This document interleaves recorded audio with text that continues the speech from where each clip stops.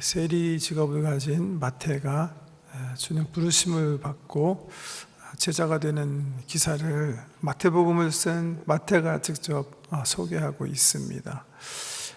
이 마태, 세리 그러니까 생각나는 사람이 있었어요. 3, 4년 전으로 기억하는데 어떤 우리 이웃 교회의 장로님이 자기 아들 장가 보내달라 그렇게 찾아오셔서 하시는 말씀이 얘가요 실력이 대단합니다. 지금 캐나다 레비뉴 캐나다에서 일해요. 그 레비뉴 캐나다에서 일하면 대단한 거예요. 우리 한국에서도 국세청에서 일한다. 대단한 실력자죠. 근데 이 세리가 무슨 문제가 되는 직함인가 그렇게 생각할 수가 있겠는데 잘 아시는 대로 이스라엘 우리 예수님께서 이 팔레스타인 땅에 오셨을 때 그 상황은 좀 다른 상황이었어요. 지금 세리라는 세무소 직원들이 정말 좋은 직업인데 이 당시는 이 유대가 자기 통치권을 가지지 않고 로마 제국 밑에서 식민지 살고 있었잖아요. 그 세금을 징수해 가는 게 누구예요? 로마 정부였어요. 그래서 세무소 직원들은 본의 아니게 자기 동족을 위해서 일하는 게 아니라 자기 동족을 지금 이렇게 억압하고 식민지 밑에서 탄압하고 있는 로마 제국 밑에 사람들이 본의 아니게 되는 거예요. 근데 그 정도만 되더라도 별로 좀 그럴 수가 있잖아요. 누군지 일은 해야 되니까 그럴 수가 있다. 그렇게 수용할 수 있는 상황이라면 유대인들의 상황은 그렇지 못했던 게 로마 정부가 기본적으로 세금을 걷기 위해서 사용한 방법에 또 다른 하나의 그 부담감과 어려움을 이렇게 더하고 있었는데 그게 뭐냐면 로마 정부가 어떻게 그 세금을 식민지에서 걷어들였냐 하면 우리 식으로 얘기하면 프랜차이즈 방법을 사용한 거예요. 프랜차이즈. 예를 들면 로마 정부가 이번에 유대 지방에서 1억 불을 징수해라 이렇게 명령이 떨어졌잖아요.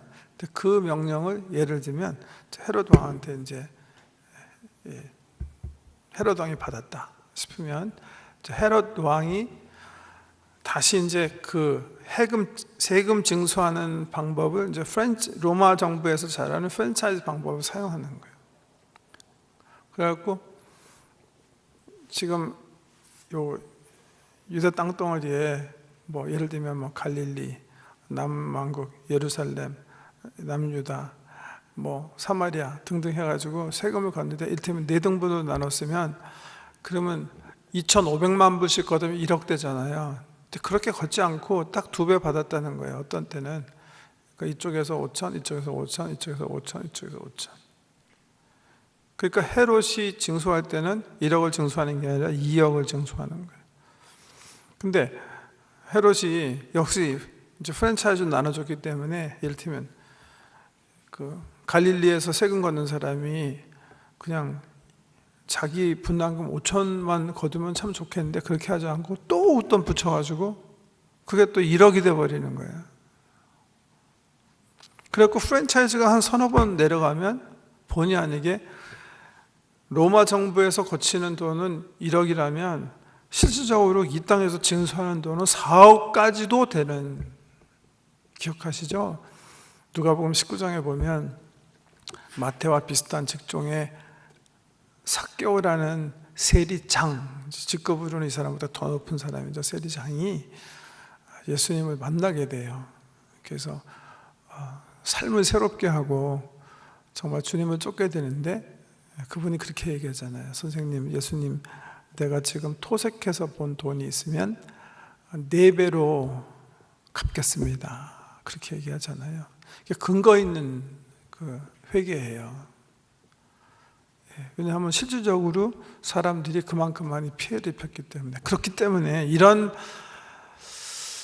좋지 못한 그 시스템 때문에 이스라엘 사람들은 세리 그러면 아주 그냥 민족의 피를 빨아먹는 매국노들이다 이렇게 생각하고 있었던 거예요. 지금 우리가 생각하는 세무소 직원처럼 굉장히 좋은 실력 있는 사람들이 그 경쟁에서 짭을 얻은 게 아니라 그런 나쁜 제도인 줄 알면서도 돈 때문에 로마 제국에 빌붙어서 자기 동족을 아프게 하는 사람들이다. 그래서 세리, 그럼 그 당시엔 죄인, 거의 이제 창기처럼 이렇게 더러운 이름이에요. 더러운 매국노들의 이름이에요.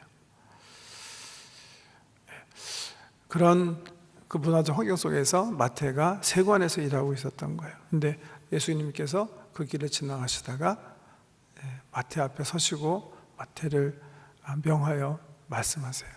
네가 나를 쫓아라. 이 말씀을 듣고 마태는 기쁨으로 예수님을 쫓았던 것 같아요. 그렇잖아요.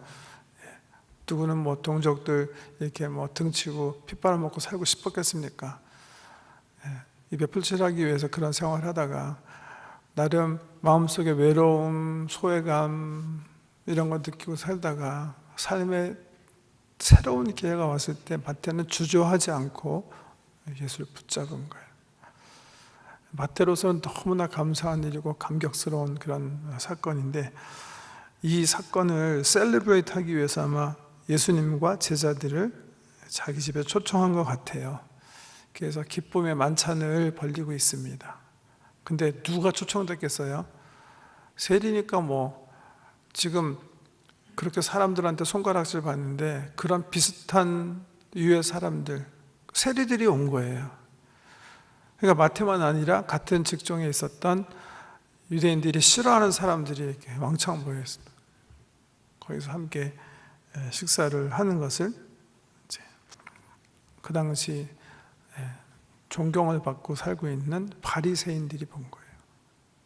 바리새인들이 보고 제자들에게, 보세요, 제자들에게 우리 예수님께는 직접 말씀하기는 좀 거시기였던 것 같아요. 그죠? 그러니까 제자들한테 가서 시비를 걸어요. 근데 제자들이 뭐라고 대답했어요? 성경에 보면 아무 대답 안 한 것 같아요. 왜 그랬을까? 저는 제자들도 비슷하게 생각했을 것 같아요. 제자들도 우리 선생님이 자꾸만 이렇게 좀 바람직하지 못한 사람들과 이렇게 펠로십을 하는가, 그렇게 생각했을지도 모르겠어요. 그러지 않겠어요, 여러분?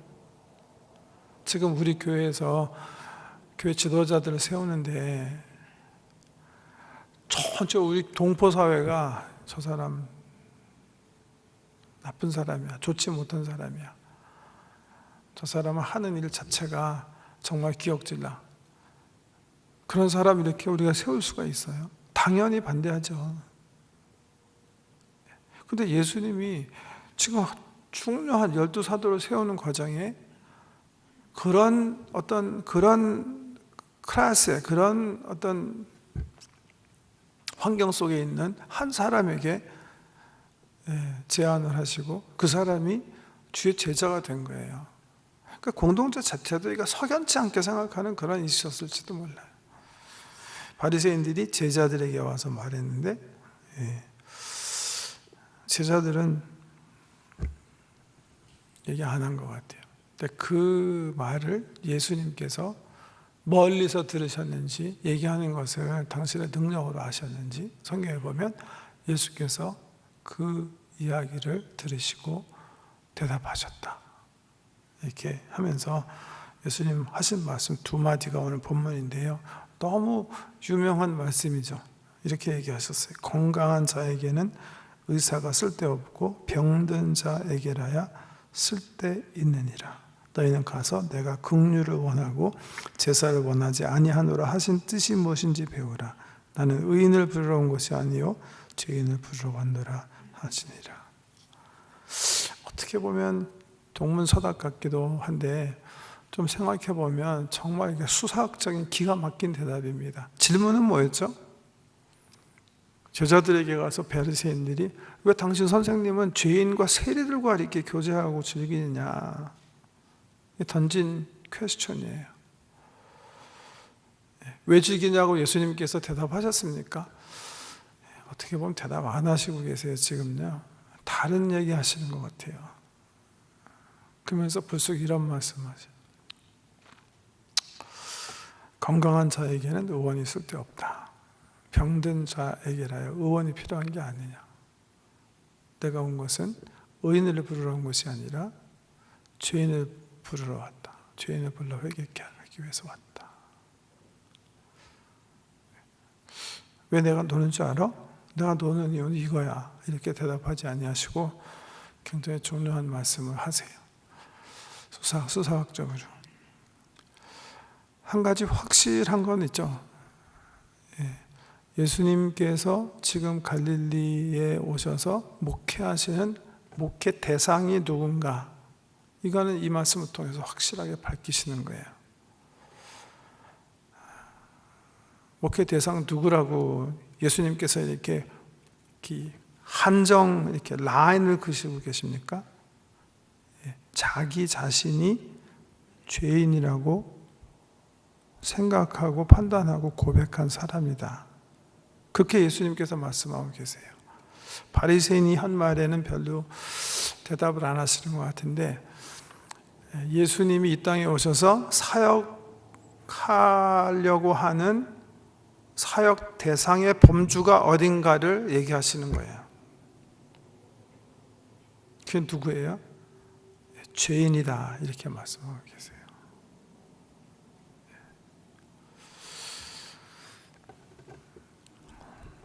지금 바리새인들이 저 죄인들과 왜 예수님 당신 선생이 지금 이렇게 먹고 마시느냐 하고 있는데, 이 말씀을 통해서 그렇지만 확실하게 밝히지 않는 것도 있어요. 예수님의 견해를. 누가 죄인인가, 그 문제는 얘기하지 않으시는 것 같아요.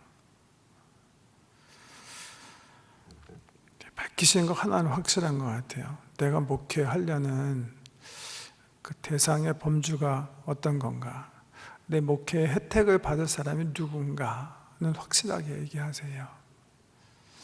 그건 죄인이다, 스스로 병 있다고 생각하는 자각 고백이 있는 그런 사람들이다. 그러면서 실질적으로 바리새인들이 얘기하는 바 누가 죄인인가는 얘기하지 않는 거예요. 저는 그래서 이 수사학적 표현이 사실은 예수님께서 바리새인에게 하시는 대답이 아니라 우리들에게 던지는 질문이라고 생각해요. 오케이, 나는 죄인을 구원하러 왔다. 너는 너를 누구라고 하느냐? 그 퀘스천이에요. 그거는 너희 스스로 정하라는 거예요. 나는 죄인을 불러 구원하게 하기 위해서 왔으니까 너희가 스스로 얘기하라는 거예요. 너희가 의인이라고 스스로 생각하는지 아니면 죄인이라고 고백할 건지.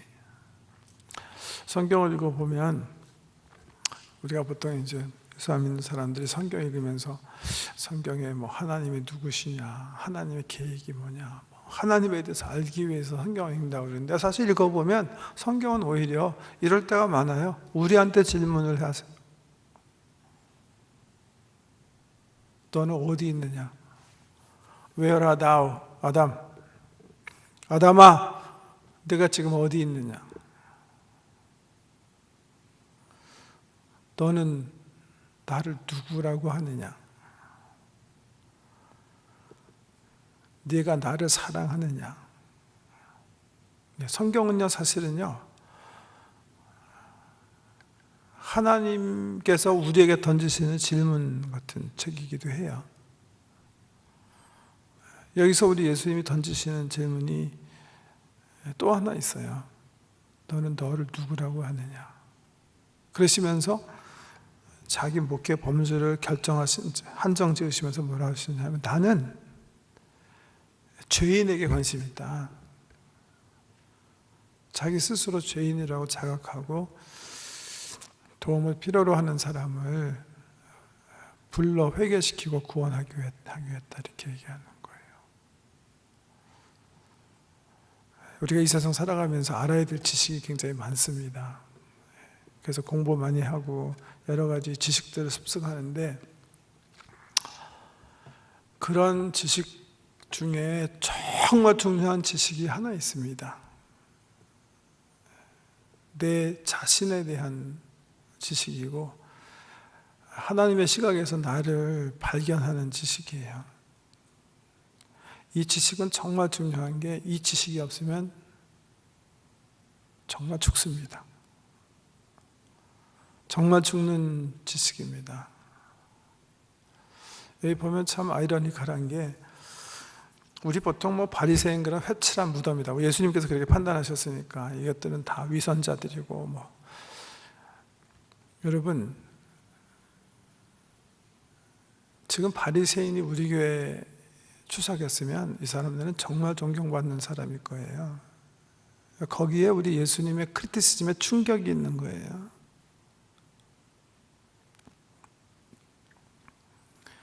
정말 경건하게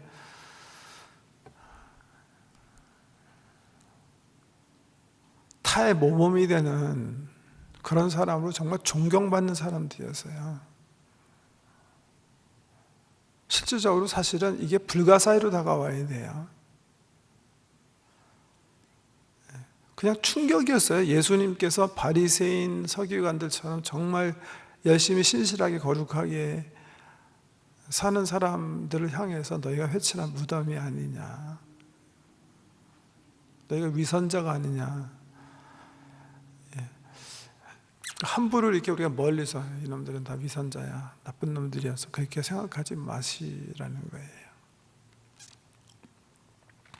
그러면 충격적일 필요가 없죠. 누구보다도 기도 많이 하는 사람들이고, 누구보다도 금식 많이 하는 사람들이었고, 누구보다도 헌금 많이 하는 사람이고, 철저하게 안식을 지키는 사람이고, 매일 기도 생활에 힘쓰는 사람들이에요. 그런 사람들을 향해서 우리 예수님께서 회칠한 무덤이다 하셨다는 사실을 우리가 심각하게 받아들여야 돼요. 예수께서 말씀하시는 그 내용이 어딘가. 어떻게 됐다? 이 바리새인들은요, 자기네가 받았던 존경, 이런 칭찬, 또 자기네가 열심히 한 그 열심, 이런 것들 때문에 정말 우리 주님께서 찾고 있는 자가 죄의식이 없었던 거예요.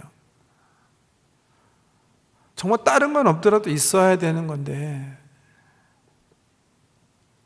자기 의에 가려서 정말 정작 있어야 할 참 지식이 갖춰지지 못했어요. 근데 오히려 여기 나오는 세리는, 이건 정말 바리새인의 삶과는 비교할 수 없게 도덕적으로 사회에서 너는 바닥이다, 그 욕먹는 사람이었어요.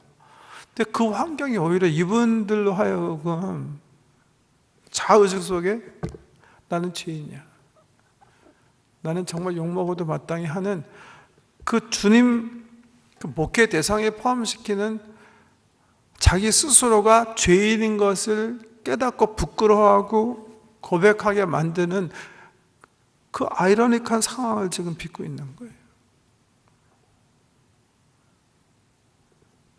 우리 그 어른들이, 아니 우리 옛 고사 가운데 그게 뭐죠?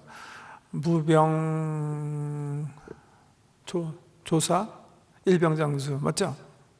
무병조사 일병장수죠? 맞나요? 모르는 거예요? 있잖아요. 그러니까 병든 사람은 일찍 죽고 병이 하나 있는 사람이 오래 산다. 있죠. 그게 뭐예요? 병이 없는 사람은, 제가 정말 목회 중에 가끔 그런 분들 많이 봐요. 멀쩡한 거예요, 멀쩡해. 그러니까 막 저 같은 사람이죠. 뭐 운동할 때 보면 무슨 뭐 60세 분인데도 막 30세 된 청년처럼 막 뛰고 막, 제가 선교동 교회 함부로 얘기하고 싶지는 않는데, 제가 이 백인 목회할 때 피터 셀러라는 분이 그런 분이셨어요. 굉장히 사회적으로도 또 육체적으로 뭐 관리 철저하시고 아무 병이 없어요. 60세 초반 되셨던 저희 당회 장로님이었는데, 그러시니까 그 라켓볼 말고 뭐죠? 라켓볼보다 더 빨리 오늘 왜 이러죠? 스쿼시. 예. 숫것이를 하시는 거예요. 숫것이는 젊은 사람들이 하는 거잖아요. 근데 64세 되신 장로님이신데 얼마든지 하시는 거예요. 근데 그거 하시다 그냥 한 번에 넘어지시는 거예요. 한 번에 꽈당. 다행히 옆에 스쿼시 치시는 분 중에 의사가 있으셔갖고 생명을 가까스로 잃는 것을 모면하시는 경우인데요. 정말 닥터가 응급치료하면서 그냥 현장에서 돌아가시는 게. 왜요? 너무 건강에 자신이 있는 거예요. 왜? 건강하니까. 근데 오히려 그게 죽음으로 이르는 병이 될 수가 있는 거예요. 그래서 무병조 아닌 것 같은데 무병조사 일병장수 맞는 것 같기도 하고 잘 기억이 안 나는데요. 저 지금 병 한 개 있는 게 오히려 더 골골하니까 그냥 나는 골골하니까 잘 관리해가지고 잘 관리해가지고 끝까지 이제 길게 이제 간다 이건데요. 영적으로도 어떻게 보면 지금 여기 굉장히 아이러니컬한 케이스를 이렇게 드러내주는 거예요. 오히려 이 세리는 사회적으로 정말 잘못하는 게 온 천하에 드러났기 때문에 늘 어떤 자의식 속에서 자기를 발견하고 주님 앞에서 죄인으로 주님 내가 정말 부끄럽습니다 하는 그런 통회하는 마음으로 사는 반면에 오히려 정말 상대도 안 되게 의롭게 산 바리새인들이 하나님 속에서 자기 자신을 들여다보지 못하는 어리석음을 범하는 거예요. 어떻게 하면 내가 이렇게 정말 주님 앞에서 늘 통회하는 마음으로 애통하는 마음을 가지고 살 수 있을까? 어떻게 하면 정말 거룩한 그런 삶을 우리가 살 수 있을까? 저는 주님과 가까이 가는 삶이라고 생각해요. 주님과 가까이 가면 가까이 갈수록 한 가지 확실해지는 게 있어요. 그게 뭐예요? 내가 어떤 죄인이라는 것을 더 깊이 있게 알게 되는 거예요. 그래서 바울 선생님 같은 경우도 보면 바울 선생님 서신을 이렇게 연대기별로 쭉 이렇게 나열해 보잖아요. 그럼 자기에 대한 자아의식이 점점 변해요. 근데 맨 나중에 디모데서 돌아가시기 전에 순교하시기 전에 쓰신 글에 보면 자기는 죄인 중에 괴수다 이렇게 표현하죠. 처음에 쓰실 때는 내가 성도들 중에 작은 자 중에 작은 자다 이렇게 시작하시거든요. 왜? 날이 가면 갈수록 바울 선생님께서 죄를 더 범해서 그런가요? 아니에요. 하나님께 더 가까이 가셨기 때문에 주님과 더 밀접하게 교제하셨기 때문에 그래요. 주님과 내가 가까이 가면 가까이 갈수록 그분의 거룩하심 때문에 나의 온전하지 못한 성품들이 그 거룩하심 속에 거울처럼 드러나는 거예요. 말씀의 역할도 그렇죠. 하나님의 말씀은 살았고 운동력이 있어 자외 나선 것 같고 그래서 그 말씀을 펴고 읽는 사람들의 영혼, 몸 이게 그 앞에서 다 드러나게 된다. 말씀을 통해서 주님이 우리 쪽으로 이렇게 다가오시면 드러나는 거예요. 바리새인들은요 그런 의미에서 외형적인 의는 갖췄지 모르지만 제가 생각하기에 이분들은 하나님과 교제하지 않은 사람이에요. 하나님과 교제하는 사람은 그렇지 않아요. 자기에 대한 자아의식이 굉장히 또렷해져요. 유명한 얘기 있죠. 성 프란시스가 날을 정하고 2박 3일 이제 기도하시러 동굴에 들어가는데 기도하는 거예요. 근데 제자들이 선생님이 어떻게 뭘 기도하시나 보니까 소위 그 유명한 성 프란시스의 prayer, sinner's prayer 하는 거예요. 주님, 자비를 베푸소서 죄인입니다. 그거예요. 계속 반복적으로 기도하시는 거예요. 주여 부족한 놈에게 자비를 베푸소서 죄인입니다. 3일 동안 그 자기를 성찰하고 회개하는 기도를 마치고 프란시스가 나오니까 제자가 선생님께 가서 선생님, 좀 너무한 거 아닙니까? 우리가 생각하기에는 선생님이 정말 그런 기도가 필요하신지요? 그랬더니 프란시스가 너희가 날 잘 몰라서 그런 거야. 그렇지만 저희가 늘 선생님과 같이 하지 않았습니까? 우리들의 모든 사람의 삶보다 선생님의 삶이 더 의롭고 더 영적인데, 그때 프란시스가 이렇게 대답했대요. 그건 너희가 하나님께서 나에게 어떤 은혜를 주셨는지 몰라서 그런 거야. 하나님과 교제한 사람이 기본적인 생각이에요. 선함은 다 하나님께 있는 거예요. 하나님의 은혜인 거예요. 자기 스스로 의롭다 생각하는 건 하나님께 가까이 가지 못했기 때문에 그런 거예요. 하나님의 시각에서 자기 자신을 보지 못했기 때문에 의롭다고 생각하는 거예요.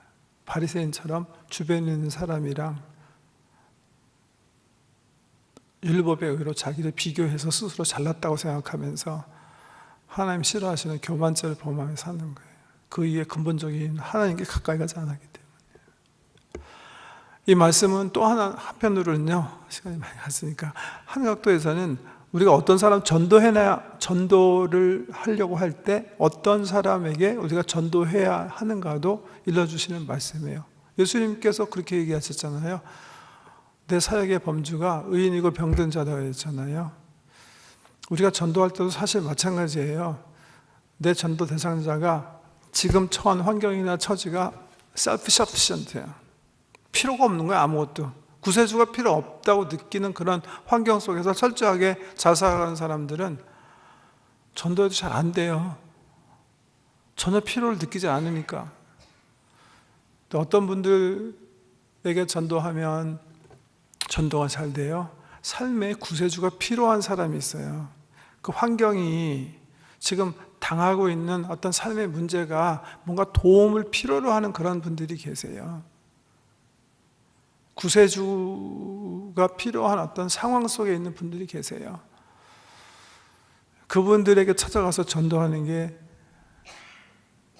우리 주님께서 말씀하시는 지혜 속에 있다고 생각해요. 특별히 이제 우리 복음학교도 3일 후에 다가오고 아주 특별한 만남이 2주 후에 시작되는데, 열심히 기도하시면서 특별히 정말 주의 도우심이 필요하신 그런 이웃들이 생각이 나시면, 이게 주님께서 형성해 주시는 전도의 환경인가 보다, 기도 가운데 잘 분별하시고, 그런 분들에게 예수 그리스도가 우리의 정말 구세주 되심을 한번 권해보면 그런 그 전도 상황 속에 전도의 기름 부으심이 있으리라 믿습니다. 왜? 그분들이 정말 그 주님께서 성령님 통해서 역사하시는 그 사역의 현재 대상으로 들어와 있기 때문에 그렇습니다. 기도드리겠습니다.